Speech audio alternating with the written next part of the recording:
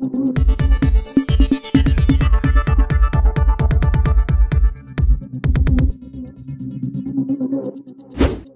News Maharashtra बातमीचे वास्तववादी विश्लेषण. आणि म्हणून तुम्ही आणि सदाभाऊनी या गावात आलं पाहिजे. तुम्हाला पाहिजे का बॅलेटवरती मतदान मार्कडवाडीवाल्यांना? जोरात सांगा, कळू द्या, वाजवायला कळू द्या. मीडियावाल्यांना माझी विनंती आहे, ही सगळी मार्कडवाडीची लोक कोण कोण आहेत हात वर करा. हे बघा आपलं गावच आहे. तर तुम्हाला बॅलेटवरती मतदान पाहिजे आहे का? हात वर करून सांगा, तुम्हाला बॅलेटवरती मतदान पाहिजे आहे का? जोरात सांगा, पवाराला ऐकू गेलं पाहिजे, मोठ्यानं बोला. नाही ना?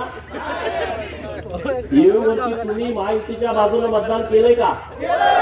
कुणी कुणी केलंय हात वर करा. कुणी कुणी केलंय हात वर करा. जरा कोणी हात जरा थोडा वेळ धरा. हा, आणि म्हणून आम्ही ठरवलं की मार्कडवाडी गावामध्ये गेलं पाहिजे.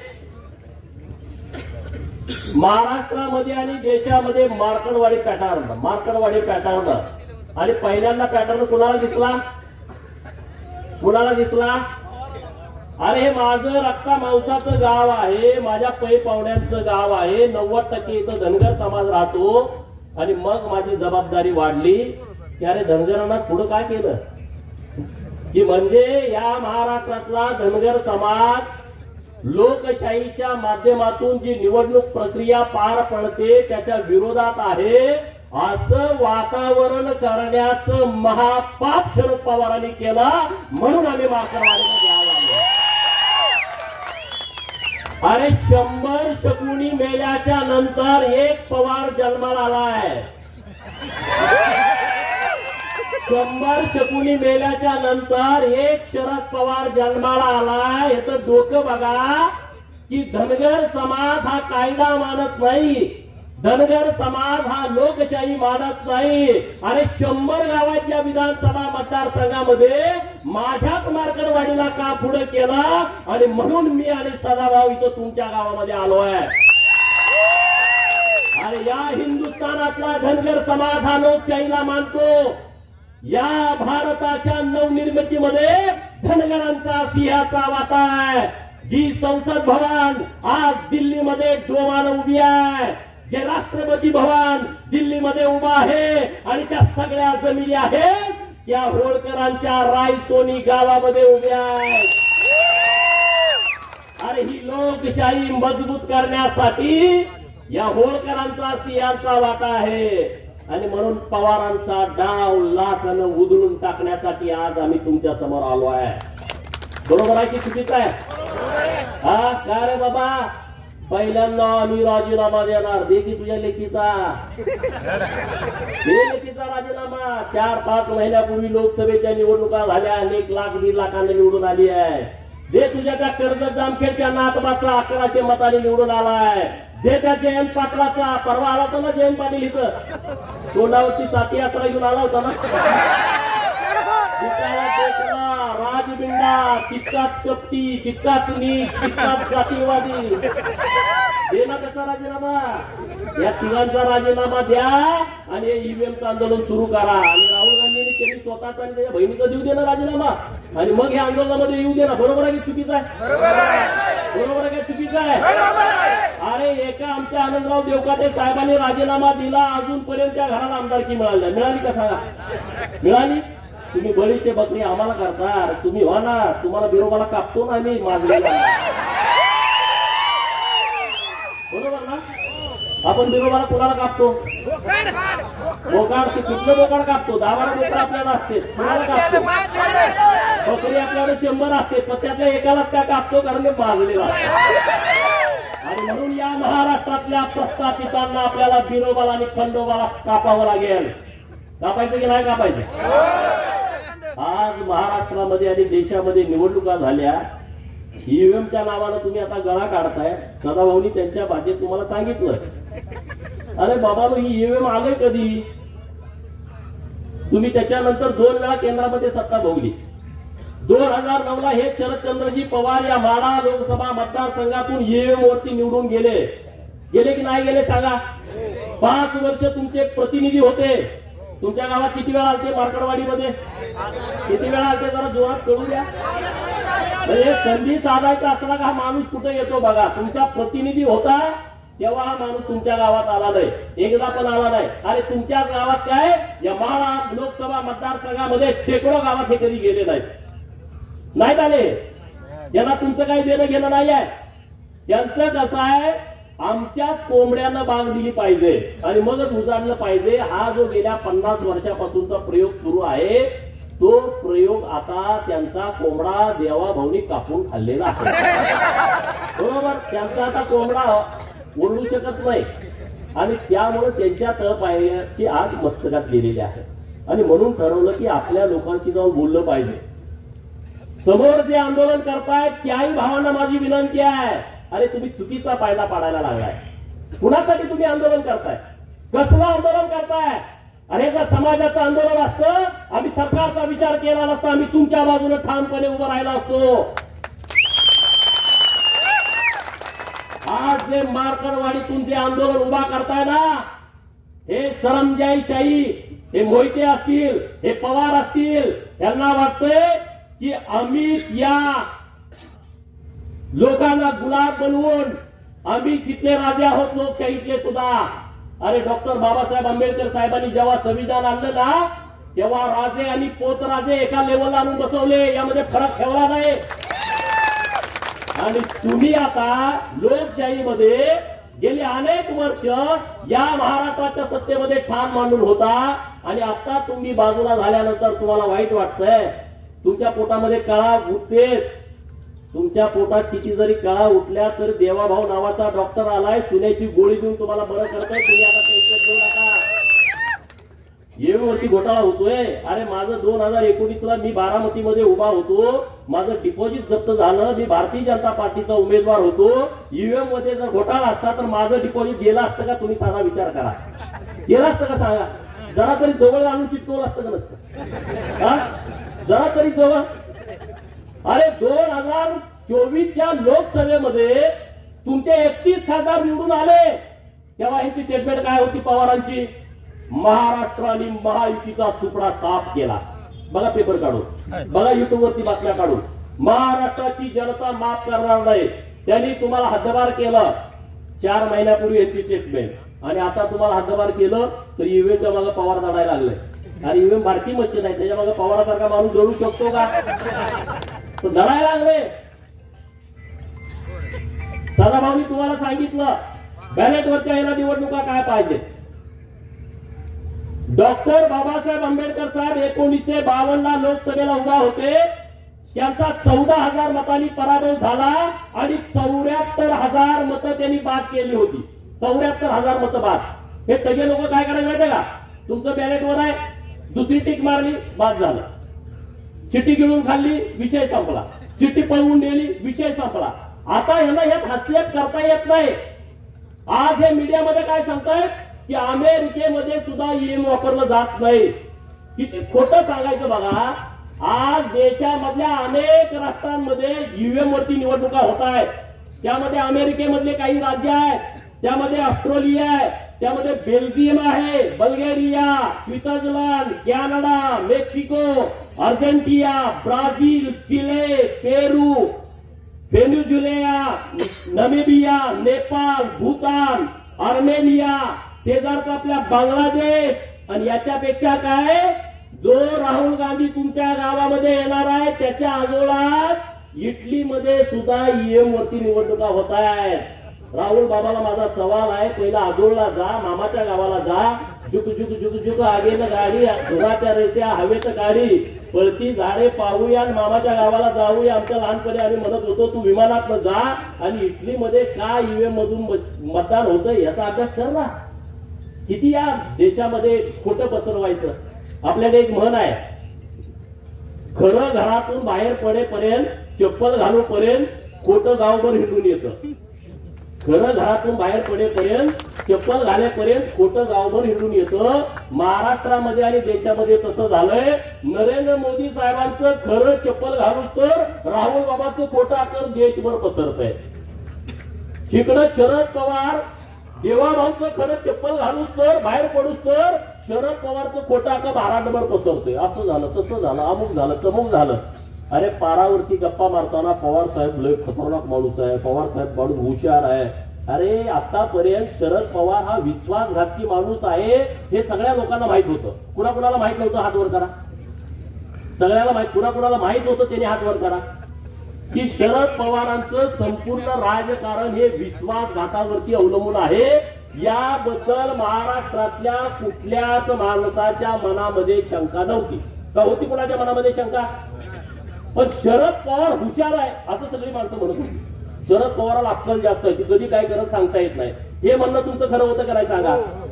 पण मार्कडवाडीच्या पॅटर्न मध्ये पवारांनी लक्ष घातल्यानंतर पवार विश्वासघातकी आहेत हे सगळ्याला मान्य होतं. पण पवारांची अक्कल सुद्धा संपलेली आहे हे आता मार्कडवाडीच्या आंदोलनामधलं माहीत झालेलं आहे. बरोबर ना? अरे बाबा काय आंदोलन तुम्ही करताय, काय प्रक्रिया आहे तुम्ही समजून घ्या. या महाविकास आघाडीच्या नेत्यांना मी आणि सदाभाऊंनी आवाहन केला होता. मुंबईमध्ये महात्मा गांधींच्या पुतळ्यांच्या समोर बसून हे आवाहन केलं होतं की 2017 साली निवडणूक आयोगानं आवाहन केलाय, जर यामध्ये काय घोटाळा असेल तर तुम्ही समोर या आणि आम्हाला दाखवून द्या. 2017 पासून 2024 पर्यंत एकही माणूस तिथं ईव्हीएम मशीन हॅक होतंय याचा पुरावा घेऊन गेला नाही. आणि आम्ही सुद्धा आवाहन केला होता, तुम्ही कशाला असं खोटं सांगताय लोकांना. जर ईव्हीएम हॅक होत असेल, ईव्हीएम मध्ये सेटिंग झाला असेल तर तुम्ही सगळे समोर या आणि आम्हाला दाखवून द्या की ईव्हीएम मध्ये अशा अशा पद्धतीने घोटाळा होतोय. एकही माणूस पुढे यायला तयार नाही. बक्षीस पण आम्ही जाहीर केलं. जयंत पाटील इथं आले होते परवा, चेहरा बघितला, लय डिम पडलं होतं.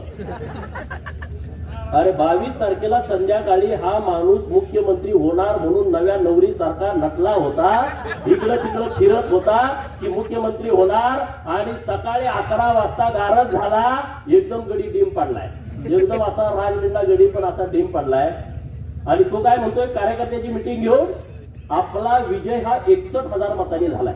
निवडून किती मतांनी आलाय? 11,000. भाजपवाल्यांनी 50,000 मतं यात अगोदरच सेट केले. काय म्हणतोय? भाजपनं 50,000 मतं अगोदरच सेट केलेत. म्हणून मी आणि सदाभाऊनं घोषणा केली, जर जयंतराव पाटील बाहेरच्या देशामध्ये शिकलेले आहेत, इंजिनियर आहेत, त्यांनी जर हे सिद्ध केलं तर मी 50 रुपयाचं बक्षीस देईन आणि सदाभाऊ 51 रुपयाचं बक्षीस देईन. असं 21 रुपयाचं बक्षीस आम्ही जाहीर केलंय. लायकीप्रमाणे बक्षीस द्यावं लागतं. दुसरा कोणी हॅकर असेल तर त्याला 11 लाख रुपयाचं आमचं वेगळं बक्षीस आहे. त्याला जर त्याच्या बुद्धिमत्तेने हॅक केला तर काय प्रकार आहे. किती खोटं बोलायचं, लोकांना किती खोटं सांगायचं. जयंत पाटलांना ही प्रक्रिया माहित नाही ईव्हीएमची, शरद पवारांना ही प्रक्रिया माहित नाही. मी आवाहन करतो मार्कडवाडीतून, शरद पवारांनी राष्ट्रवादी काँग्रेसच्या खासदारांचं, राष्ट्रवादी काँग्रेसच्या आमदारांचं एक प्रशिक्षण घ्यावं आणि या देशामध्ये निवडणुका कशा होतात त्याचं प्रशिक्षण पहिल्यांदा त्यांना द्यावं आणि मग महाराष्ट्राच्या समोर यावं, मग महाराष्ट्राच्या समोर यावं. अरे आंदोलन करायला हरकत नाही, पण मार्कडवाडीमध्ये मतदान घेण्यास प्रशासनाचा विरोध. बघा, एका बाजूला हे लोकसभेला काय म्हणले की भाजप संविधानाच्या विरोधात आहे, भाजप संविधान बदलूकात आहे. आणि आता विधानसभेची निवडणूक झाल्यानंतर तुम्ही मार्कडवाडीमध्ये बॅलेट वरती मतदान घेण्याचा आग्रह करताय. म्हणजे तुम्ही कायदा मानत नाही, म्हणजे तुम्ही संविधानाला मानत नाही. शरद पवारांचा हम करे सो कायदा सुरू आहे, ते देशामध्ये संविधानाला मानत नाही. अरे साधं गणित आहे. लोकप्रतिनिधी अधिनियम आहे 1951, कलम 19A, कलम 20 आणि कलम 20A काय म्हणताय की या देशामध्ये निवडणूक घेण्याचा अधिकार फक्त इलेक्शन कमिशन ऑफ इंडियाला आहे किंवा त्यांच्या लोकांना आहे. याच्या व्यतिरिक्त दुसरा माणूस निवडणूक घेऊ शकत नाही. म्हणजे दुसऱ्या त्यांच्या मशिनरीला, म्हणजे कोणाला, कलेक्टरना लोकसभेची निवडणूक, प्रांतांना विधानसभेची निवडणूक, बीडीओ आणि तहसीलदारांना पंचायत समिती आणि जिल्हा परिषदची निवडणूक घेण्याचा अधिकार आहे. दुसऱ्या कुठल्याही माणसाला ही निवडणूक घेता येत नाही. एवढं साधं जर शरद पवारांना कळत नसेल तर एवढा इतके वर्ष महाराष्ट्र यांच्या ताब्यात होता, मग यांनी राख रांगोळी महाराष्ट्राची केली का नाही केली सांगा तुम्ही. एवढं जर याला कळत नसेल हे समजून सांगा गावातल्या लोकांना. निवडणुकीच्या अगोदर FLC केली जाते, फर्स्ट लेवल चेकिंग. FLC म्हणजे काय आहे? त्या ज्या सगळ्या ईव्हीएमच्या मशीन आहेत ना, त्या मसनी सोलापुरात, त्या मसनी सांगलीत, त्या मसनी साताऱ्यात, त्या पुण्यात जिल्ह्याच्या ठिकाणी असतात गोडाऊनमध्ये. तिथं प्रत्येक पक्षाचा प्रतिनिधीला बोलवलं जातं. भाजपा, राष्ट्रवादी, शिवसेना, उद्धव सेना, शरद पवारची राष्ट्रवादी, काँग्रेस, छोटे पक्ष बसपा असेल, माकप असेल, सेकाप असेल, रासप असेल, रिपाई असेल, रयत संघटना असेल, या सगळ्या पक्षाच्या प्रतिनिधीला बोलावलं जातं आणि तिथं फर्स्ट लेवल चेकिंग केलं जातं. म्हणजे काय केलं जातं? तुमच्या विधानसभा मतदारसंघामध्ये जेवढ्या मशीनी आहेत, जेवढे बूथ आहेत, त्या मशीनीपैकी 1% मशीनवरती 1200 मतदान पोलिंग करून घेतली जातात. किती? 1200 मतदान तुमच्या समोर. आणि मग ते चेक केलं जातं हे 1200 मतदान पडले का. परत 2% मशीनी त्यातल्या घेतल्या जातात, त्यामध्ये 1000 मतदान चेक केलं जातं. 1000 वेळा मतदान द्यायचं आणि ते चेक करायचं त्यालाच दिलंय का. आणि मग तिसऱ्या वेळा परत 2%, त्यामध्ये 500 मतदान द्यायचं. हे 2%, 2% आणि 1%, 5% झालं. आणि राहिलेल्या सगळ्या मशीनीवरती, एका मशीन मध्ये 16 उमेदवार असतात, त्या प्रत्येक मशीनीवरती 6 प्रत्येक उमेदवाराला मतदान द्यायचं आणि ते चेक करायचं.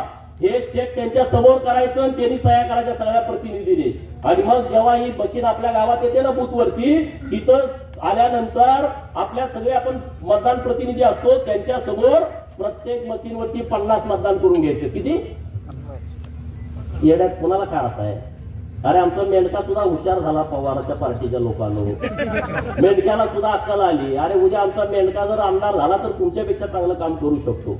पण तुम्ही लोकांची दिशाभूल करताय, लोकांना फसवताय, लोकांना खोटं सांगताय. पवारांना माझं आव्हान आहे, मार्करवाडी पॅटर्न पवारांना का जवळचा वाटतोय. मी मीडियामध्ये पण सांगितलं, पवारांना अट्रॅक्शन मार्करवाडीचं का आलं, राहुल गांधींना अट्रॅक्शन मार्करवाडीचं का येत आहे, तर त्याचं कारण मित्रांनो वेगळं आहे. नानाभाऊतले यायला लागले पाणी करायला. त्याचं काय वेगळं गणित आहे की या देशातली जनता नरेंद्र मोदी साहेबांना परत 2029ला पंतप्रधान करणार आहे. तुमचं काय मत आहे? तुमचं काय मत आहे? हे लोकमत आहे, बरोबर की नाही? बरोबर. नरेंद्र मोदी साहेब परत 2029ला पंतप्रधान होणार आहेत. आता देवाभाऊ 5 वर्षासाठी महाराष्ट्रात मुख्यमंत्री झाले. किती जरी तुम्हाला वाईट वाटलं तर आता त्याला ना इलाज आहे. पवारांच्या पार्टीचं जातीवाद्यांचं म्हणणं काय होतं महाराष्ट्रातल्या माहित आहे का?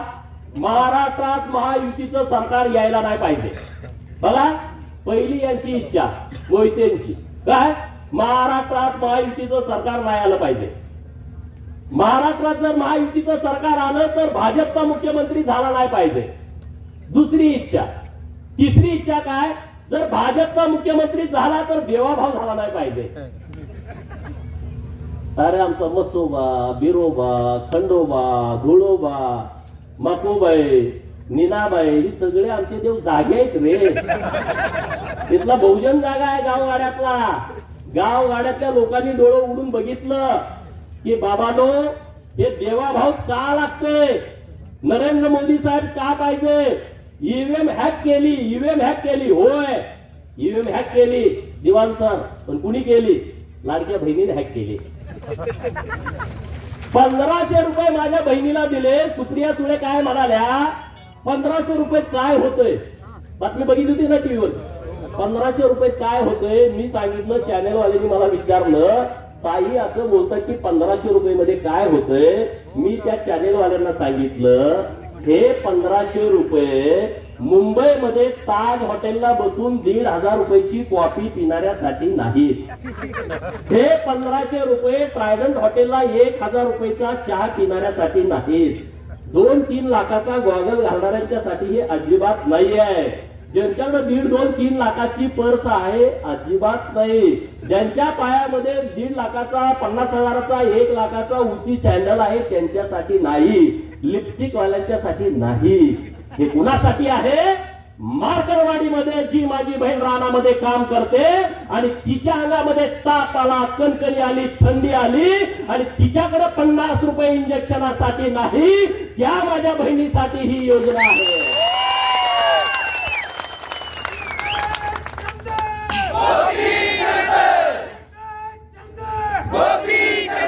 दुपारची शाळा सुटल्यानंतर पोरं पळत पळत पळत येते, आई आई आई मला 10 रुपये पाहिजे आईस्क्रीम घ्यायला.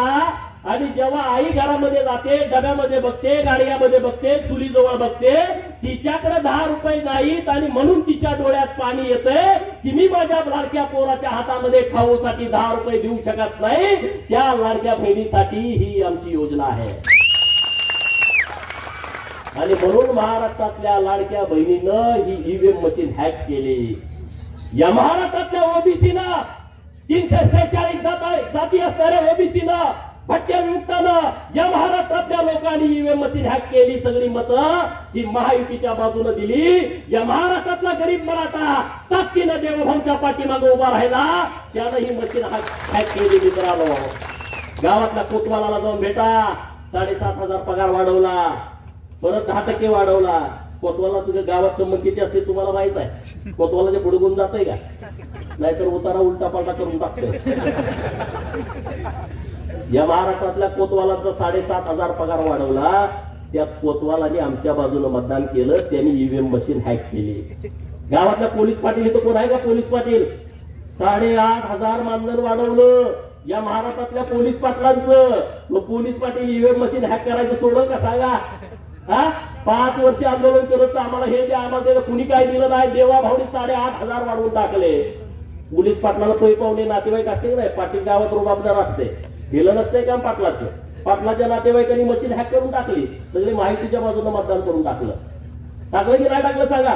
होमगार्ड पोरं आंदोलन करते, 180 दिवस आम्हाला काम द्या आणि आमच्या मानधनात दुप्पट वाढ करा. कधीच कुणी केली नाही. देवाभाऊने केली, दुप्पट वाढ करून टाकली.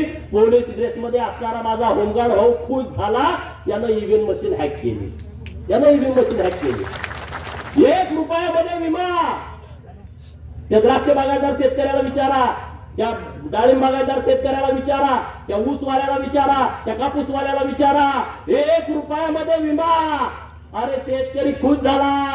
0 लाईट बिल, शेतकरी खुश झाला. मी विचारलं शेतकऱ्यांना प्रचाराला गेल्यावर, किती वीज बिल होतं तुमचं? म्हणला 5 लाख. घेतल्यापासून भरलंच नाही. 3 लाख, 2 लाख. मग तो काय पवारच्या बाजून मतदान करेल का? सांगा ना. ज्याचं लाईट बिल 3 लाख, 4 लाख, 5 लाख माफ झालं, तो पवारांच्या बाजूने मतदान करेल का? नाही करणार. यानं ईव्हीएम मशीन हॅक केली. निबंध कुठले ईव्हीएम मशीनच्या नावाने ज्या लोकांनी मशीन हॅक केली. मित्रांनो, या राज्यामध्ये पहिल्यांदा मेंढपाळाला चराई भत्ता द्यायचा निर्णय सरकारने घेतला आहे. जातोय ना मेंढराकडे, फॉरेस्टवाला म्हणतो तुला येऊ देत नाही. म्हणून राहू दे, येऊ देत नाही तर पैसे दे रान घ्यायला. आणि सरकारने निर्णय केला, एका मेंढपाळाला एका महिन्याला 6,000 रुपये, 4 महिन्याचे 24,000 रुपये. त्या मेंढक्याने ईव्हीएम मशीन हॅक केली. महाराजा यशवंतराव होळकर महामेश योजना आली आहे, त्या मेंढक्याला त्याचा लाभ होतोय. त्यानं तुमची ईव्हीएम मशीन हॅक केली आहे. या महाराष्ट्रातल्या गरीबाची पोरं प्रत्येक जिल्ह्याला 100 मुलं मराठा समाजाची, 100 मुली मराठा समाजाच्या हॉस्टेलला राहत आहेत. 100 मुलं ओबीसीची, 100 मुलं ओबीसीच्या मुली. त्या हॉस्टेल चालू केली. त्यांच्या आई वडिलांनी ईव्हीएम मशीन हॅक केली आहे. ही ईव्हीएम मशीन त्यांनी हॅक केलेली आहे. या महाराष्ट्रातल्या सगळ्या मुलींचं उच्च शिक्षण सरकारनं मोफत केलं. मेडिकलचं, इंजिनिअरिंगचं, बी-फार्म. त्या मुलीच्या आई वडिलांनी, आजोबांनी, पंजोबांनी ही ईव्हीएम मशीन हॅक केली का नाही सांगा? या देशातल्या महाराष्ट्रातली 73 मंदिरं आपल्या सरकारच्या माध्यमातून 60 वर्षाच्या वरचे जे आपले आई वडील आहेत त्यांच्यासाठी मोफत दर्शन सुरू केलं आहे. केदारनाथला जावा, अमरनाथला जावा, तुम्ही कुठे जा, काशीला जावा. हे सगळं त्या भाविकांनी मशीन हॅक केली आहे. 50% सूट घेऊन ज्या भगिनीनं एकटीचा प्रवास केलाय, कुणी केलाय प्रवास 50% सूट मध्ये, त्या माझ्या सगळ्या बहिणी आहेत. या बहिणींनी ती मशीन हॅक केलेली आहे. महाज्योतीच्या माध्यमातून या महाराष्ट्रातल्या ओबीसीची हजारो पोरं तहसीलदार झाली, प्रांत झाली, PSI झाली, DYSP झाली, कलेक्टर झाली, SP झाली. त्या बहुजनांच्या पोरानं, ओबीसीच्या पोराच्या आई वडिलांनी मशीन हॅक केलेली आहे. 22 पोरं महाज्योतीच्या माध्यमातून वैमानिक झाली. अरे पवाराला कधी कळलं होतं का? कुंभाराचं, सोनाराचं, सुताराचं, लोहाराचं पोरग वैमानिक झालं आणि त्याचा सगळा खर्च माझ्या सरकारनं महाज्योतीच्या माध्यमातून भरलाय. त्याच्या पै पाहुण्याने मशीन हॅक केली आहे. एक सांगू का अनेक सांगू, किती गोष्टी तुम्हाला सांगू. या सगळ्या मशीनी हॅक झालेत का नाही, हे केंद्राच्या आणि राज्याच्या योजनेतून हॅक झालेल्या आहेत. आणि त्यामुळे तुम्ही नुसत्या बोंबा मारू नका. तुम्ही किती जरी बोंबा मारल्या तर त्याचा उपयोग होणार नाही. अरे मार्करवाडीचं आंदोलन झालं, आतापर्यंत शरद पवारांनी कारखाना हायजॅक केला हे मला माहित होतं. आतापर्यंत शरद पवारांनी रयत शिक्षण संस्था हायजॅक केली हे मला माहित होतं. सूतगिरण्या हायजॅक केल्या हे मला माहित होतं. यशवंत चव्हाण प्रतिष्ठान ते हायजॅक केलं माहित होतं. पण हा लबाड लांडगा मार्करवाडीचं आंदोलन पण हायजॅक करतोय याचं मला विशेष वाटलं. आणि तुमचं आंदोलन पण त्याला पळवून नेलं. पवारांच्या नावावरती आंदोलन पडलाय. आणि म्हणून मार्करवाडीच्या सगळ्या लोकांना माझं आव्हान आहे, उद्या तुम्ही बसा. हे राजकारण जाऊ द्या बाजूला. हे विधानसभेचा विषय नाही आहे, हे माळशिरस तालुक्याचा विषय नाही. अरे महाराष्ट्राला चुकीच्या पद्धतीनं दिशा देण्याचा प्रयत्न, भारताला चुकीच्या पद्धतीनं दिशा देण्याचा प्रयत्न या मार्करवाडीच्या आडून केला जातोय. तो इथल्या लोकांनी खपवून घेतला नाही पाहिजे. हे चुकीच्या लोकांना तुम्ही खतपाणी घालताय. ज्यांची माती झाली आहे, ज्यांचं स्मशान वाटा झालाय, त्या लोक हे चुकीच्या पद्धतीनं आंदोलन हाताळत आहेत. आणि मुंबईमध्ये बघितलं हे कसं आहे बघा प्रकरण. मार्करवाडीमध्ये प्रशासन गैरवापर करताय म्हणून आम्ही आमदारकीची शपथ घेत नाही. पहिल्या दिवशी तुम्ही बघितलं का? पहिल्या दिवशी काय केलं? आमदारकीची आम्ही शपथ घेत नाही. माझं दुसऱ्या दिवशी यांनी काय घ्यायची सांगा? बरोबर ना? तुम्हाला पसंत नाही, तुम्ही ईव्हीएमच्या विरोधामध्ये आहे, तर तुम्ही पहिला राजीनामा दिला पाहिजे ना. तुम्ही पहिला राजीनामा देऊन टाका ना सगळेजण सरसकट. तुमच्या कोणाच्या तरी सांगण्यानं बॅलेटवरती निवडणुका होतात. आणि काही धर्मशाळा आहे का? कुणी पण सांगावं आणि कुणी काय करायचं. हे कायद्याचं राज्य आहे, हा कायद्याचा देश आहे. जे संसदेमध्ये चालत आहे, जे महाराष्ट्राच्या विधानसभेमध्ये कायदे होतात त्या पद्धतीनं हा देश चालतो. पवारांनी सांगण्यावरून आणि त्यांच्या बगलबच्च्यांच्या सांगण्यावरून हा देश चालत नाही. राहुल गांधीच्या सांगण्यावरून हा देश चालत नाही. ज्यांना ही प्रक्रिया मान्य नसेल त्यांनी राजीनामे द्या आणि मग तुम्ही आंदोलन सुरू करा. नुसतं तरंगळी कापून शहीद झाल्याचा आव आणू नका. ज्यांना कोणाला घ्यायचंय ना, आज दिल्लीमध्ये तिथं सुप्रिया सुळेनी ओम बिर्ला साहेबांना जाऊन भेटावं अध्यक्षांना आणि तिथं तात्काळ राजीनामा द्यावा. ईव्हीएम वरती माझा विश्वास नाही आणि म्हणून मी राजीनामा देत आहे आणि मी माझ्या बाबाच्या सोबत आंदोलनात उडी घेत आहे. राहुल गांधी आणि प्रियांका गांधींनी ओम बिर्ला साहेबांना भेटावं आणि डायरेक्ट राजीनामा द्यायला मीडियाच्या समोर काय राजीनामा देत आहे. आणि रोहित पवार, जयंत पाटील यांनी उद्याच्या उद्या कालच राहुल नार्वेकर साहेबांचे अध्यक्ष म्हणून निवड झालेले आहे, त्यांच्याकडे पहिल्यांदा जाऊन राजीनामा द्यावा. जर उद्या यांनी राजीनामा दिला नाही तर परत ईव्हीएमच्या विरोधात थोबाड उचलायचं नाही. बरोबर का चूक आहे? तुम्हाला करायचं तर खरंच करून टाका ना. नाटक कशाला करताय? नाटक करू नका. तुम्हाला जे काम करायचंय ते तुम्ही एकदम बिनधास्त करा. मला एका मित्राचा सकाळी मेसेज आला आणि त्याला असं त्यामध्ये लिहिलं होतं, मला महाराष्ट्रात मवियाचे सरकार येईल अशी पवारांना होती आशा. महाराष्ट्रामध्ये मवियाचं सरकार येईल अशी पवारांना होती आशा, परंतु मार्करवाडीकरांनी त्यांच्या तोंडात घातल्या माश्या. महाराष्ट्रात मवियाचं सरकार येईल अशी पवारांना होती आशा, परंतु मार्करवाडीकरांनी त्यांच्या तोंडात घातल्या माश्या. पवारांच्या राजकीय जीवनाचा केला तमाशा, म्हणून पवार वाजवत आहेत ईव्हीएमचा ताशा. बरोबर ना? अरे अहमदनगरचं नाव बदललं, पुण्यश्लोक अहिल्यानगर केलं. मार्करवाडीच्या लोकांना काय आनंद झाला असेल का नसेल? झाला की नाही झाला? अरे मग त्यांनी मत दिली असतील ना. मोहितेच्या विरोधामध्ये लढायचा डीएनए इतक्या लोकांचा आहे. सीताराम अण्णा वाघमोडेंच्या पासून एसबी अण्णांच्या पर्यंत आहे की नाही? आहे की नाही? म्हणजे काय लगेच बदलतेत वर? एवढे काय गुलाम झालो का आम्ही? हा, आमच्यात पण काय रग आहे का नाही? हा, रामभाऊच्या डोक्यात तोच विषय आहे, दुसरा विषयच नाही. हा, रामभाऊ प्रचाराची सभा असल्यासारखा ठोकूनच काढतो मोहितेने. हा, अरे रामभाऊ सारखा पोरगा, माझ्यासारखा पोरगा, हे भाजपमुळे आमदार झालो आम्ही. आम्हाला केलं असतं का सांगा? हा आम्हाला आमदार केलं असतं आणि आमची शिफारस करायला माणूस नाही. जी कोण काय ते उलटच सांगतो, जी कोणी काय ते उलटच सांगतो. मला सदाभाऊ मी आम्ही दोघंच आहे. सदाभाऊ मध्ये गोपीचंदला कशाला नादा लागतोय मला म्हणत नाही, त्याला माहित आहे. अरे बाबांनो, रामभाऊने एक विषय मांडला की रणजित मोहितेने राजीनामा द्यायला पाहिजे. खरंच त्याला जर लाज वाटत असेल ना,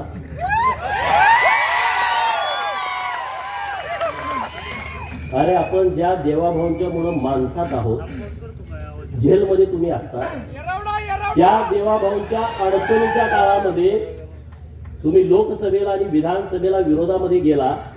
नितेश राणेंचं टाळ्या वाजवून जरा अभिनंदन करा. मी काही तुम्हाला सांगणार आहे. नारायण राणे हा एकदम कडवा माणूस आहे, बरोबर, रगेल आहे, पूर्ण त्यांच्या पुढची रगेल निघाली. परवा देवाभाऊंचा गटनेतेपदी जेव्हा निवड झाली विधिमंडळाच्या, तेव्हा सदाभाऊ त्यांच्या बाजूला मी, माझ्या बाजूला नितेश राणेच्या बाजूला रणजित मोहिते बसले होते सेंट्रल हॉलला. नितेश राणे साहेबांना ते दिसल्यामुळे अरे तू कसं काय झालाय, हे खरी परिस्थिती. अरे तुला काय लाज लज्जा वाटत नाही का? नाही त्या रामभाऊन आमच्या खानदानाची आईवण काढली. अरे तुझे कुठं तू खानदान सगळं जेलमध्ये असतं तुझं म्हणले. काय सांगतो रे म्हणले, देवाभाऊच्या विरोधात गेला, चाल पाहिला मी 4 दिवसापूर्वी गेलं ते उठूनच गेलं.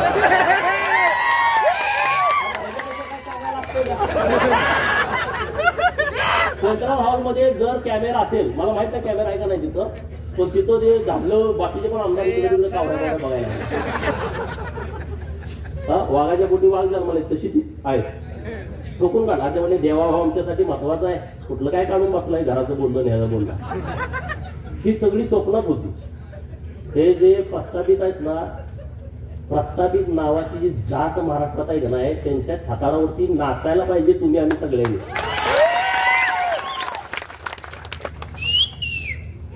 नाचायला पाहिजे का नाही पाहिजे? त्यांना असं वाटत होतं की आता आपलं कोण तर सरकार येते ना, आम्ही असं करू तसं करू. आता इतकी मऊ आले. जयंत पाटलाचं कालचं सभागृहातलं भाषण ऐकलं का?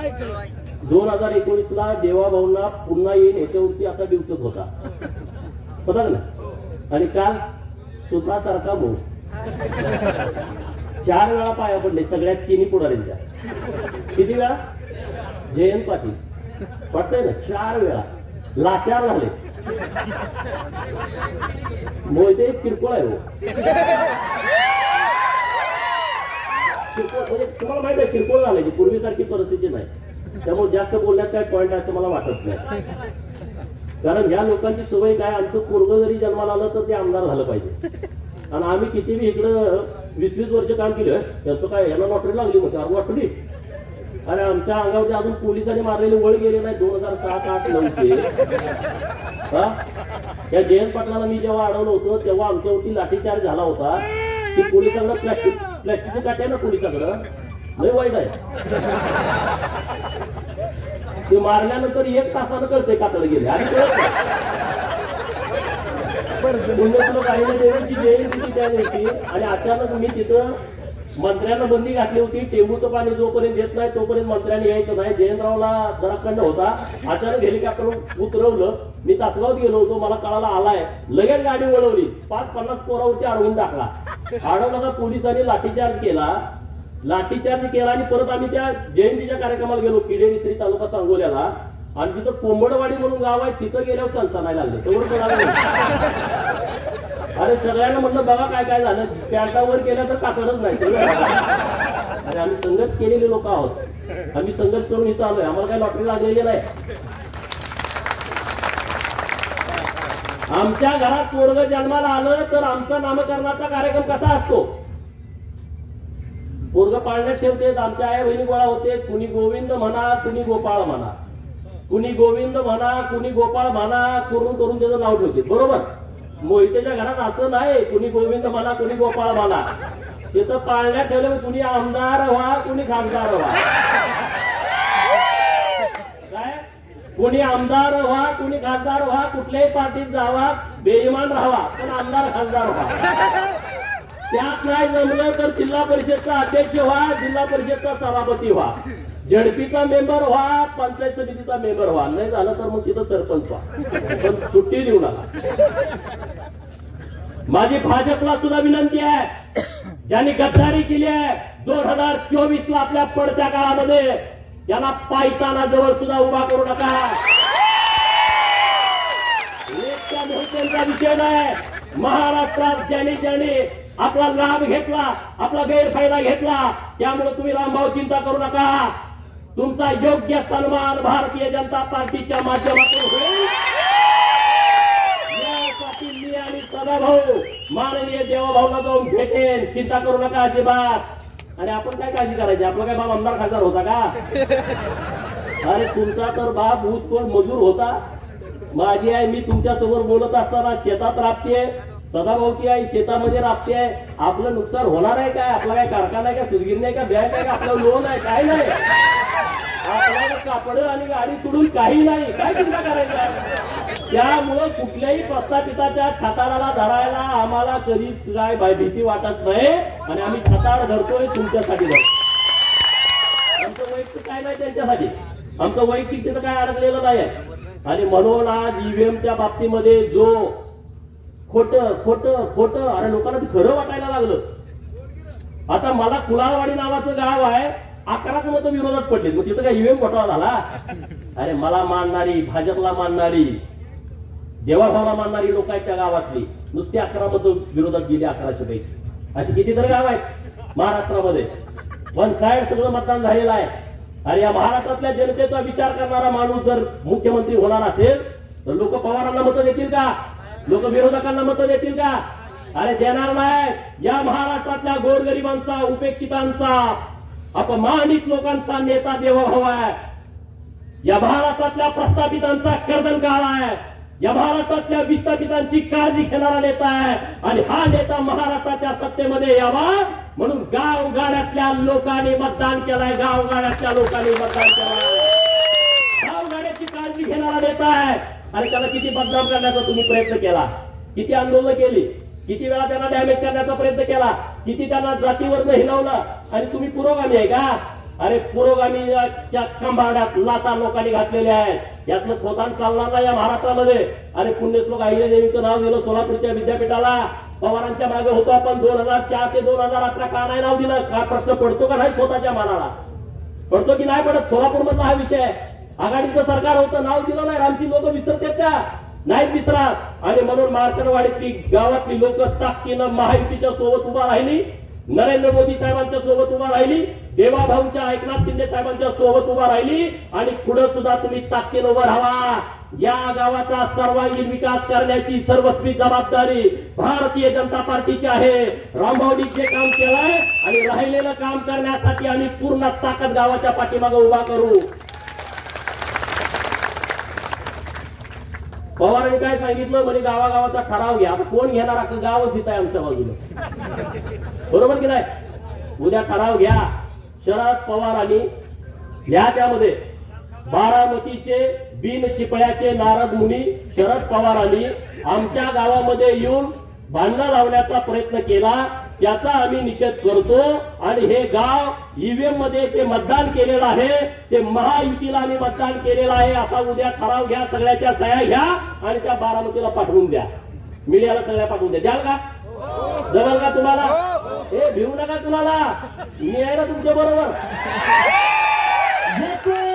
छंद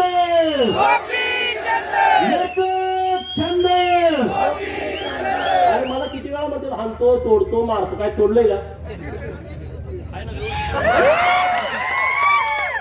प्रस्थापित नावाची जात सगळ्यात जास्त भित्री असते.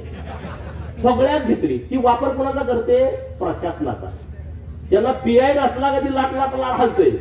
त्याला डीवायसी त्यांच्या बाजूचा नसला झोपत नाही. तहसीलदार विरोधातला आला दचकून उठतोय निम्या रात्री. हे प्रशासनावरती चालतंय. हे घाबरट लोक असतात. सदावर मी काय उगाच पुढे आलोय काय? अरे आम्ही कुणाला पण अंगावर घ्यायची आमची तयार आहे. कुणाला पण सांगा. सभागृहामध्ये काय काय वेळा दादा आमदार म्हणजे बघतो, अरे बघतो काय या म्हणजे मी एकटाच आहे पळते मागा पळते येत नसते. अरे तुम्ही त्या पद्धतीनं राहावा. मार्करवाडी आणि महाशिरस तालुक्यातल्या आणि महाराष्ट्रातल्या लोकांना माझी विनंती आहे, जो पवारांनी हे आंदोलन हातामध्ये घेतलाय ते आंदोलन आपल्याला मुळापासून खऱ्या रूपानं मोडीत चालायचं आहे. त्यामुळे गावागावामध्ये ठराव घ्या आणि सगळ्या मीडियामध्ये द्या. एवढंच त्या निमित्तानं बोलतो. मार्करवाडीच्या सगळ्या लोकांना मनापासून धन्यवाद देतो आणि थांबतो. जय हिंद, जय महाराष्ट्र.